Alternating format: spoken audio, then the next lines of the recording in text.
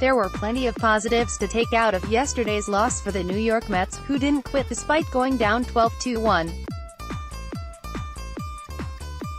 The Mets rallied for 8 runs late against Max Scherzer and the Washington bullpen, but it was all for naught because they simply dug themselves far too deep of a hole.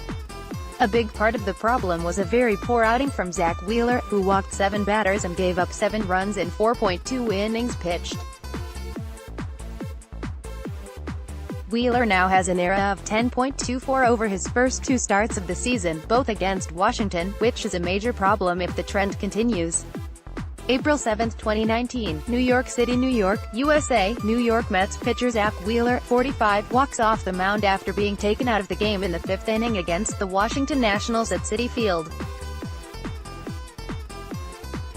Mandatory credit, Wendell Cruz, USA Today Sports. While the Mets were highly optimistic after Wheeler put together a tremendous second half in 2018, it is important not to forget that is still just a half-season worth of baseball. Wheeler was a highly inconsistent pitcher prior to that stretch, showing off great stuff but struggling with his command, particularly the base on balls.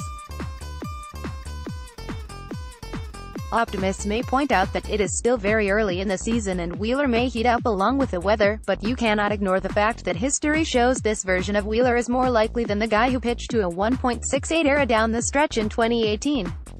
Simply put, the Mets cannot afford to have Wheeler go back to being an inconsistent pitcher if they want to go anywhere this season.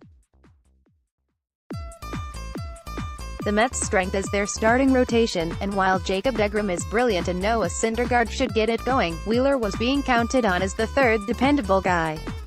If that is no longer the case, the Mets' rotation is in peril since there is precious little depth beyond the big three. If Wheeler's struggles continue, it could motivate the Mets to seriously consider adding Dallas Keuchel. The team has kept in contact with Keuchel, but at this point they remain unwilling to meet his asking price, which is either a 1-year deal worth more than the $17.9 million qualifying offer he rejected from the Houston Astros or a multi-year deal at a lower annual salary. More rough starts from Wheeler could encourage the Mets to reconsider, but even if they signed Keuchel today he would still need roughly a month to get into game shape.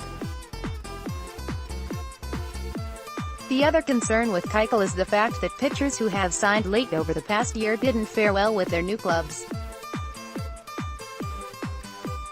Alex Cobb, who had a tremendous track record in Tampa Bay, went through a nightmare season in Baltimore after signing late in the spring. The Mets also saw this with Jason Vargas, who didn't sign until late February last season and was terrible in the first half.